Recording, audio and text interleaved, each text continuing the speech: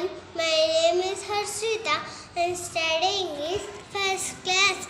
I am telling about Independence Day. We celebrate Independence Day 15th August in every year.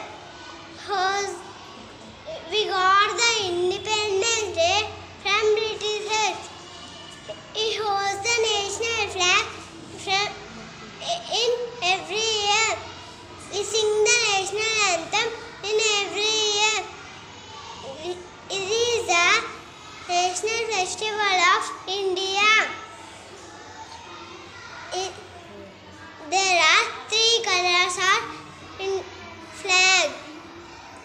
Saffron stands for strength and courage.